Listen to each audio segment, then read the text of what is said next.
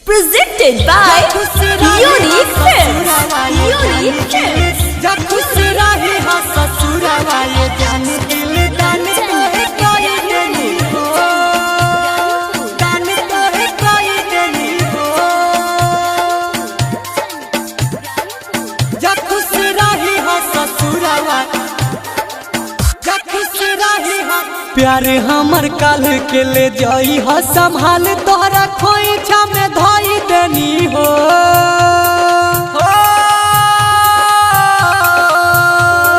प्यारे हमर काल के ले जाई हो संभाल तोहरा खोइछा में धोई देनी हो। जब खुश रही हो ससुरवा ये जान दिल दान तो है कोई देनी हो। जब खुश रही हो ससुरवा ये जान दिल दान तो है कोई देनी हो। Sanehia Recording Studio Katsa. दान तो है कोई देनी हो।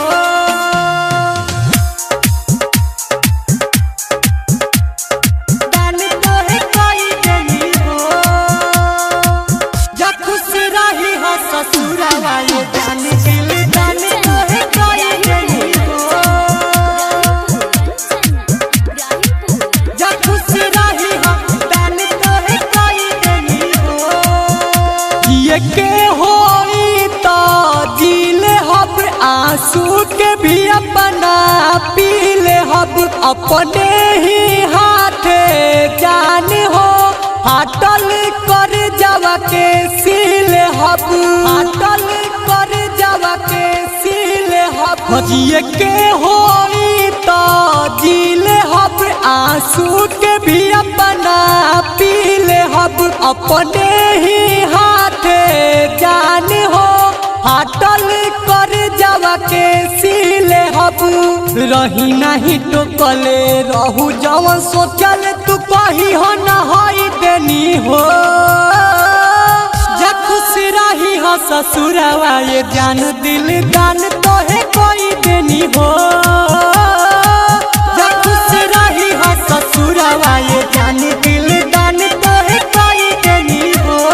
Presented by जब खुश Unique Films. जब खुश रही हो ससुरवा दान तो है कोई देनी हो।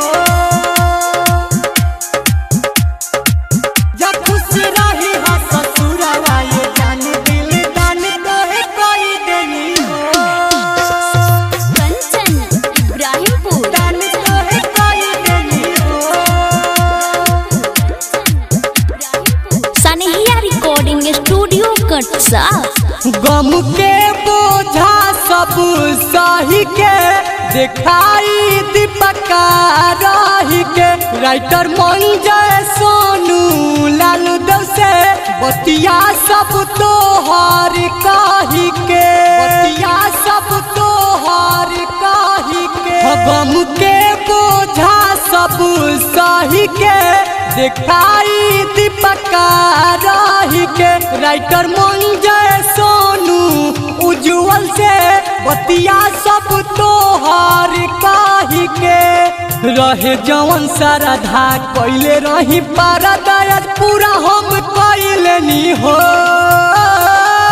जब खुश रही हो ससुरवा ये जान दिल दान तो है कोई देनी हो।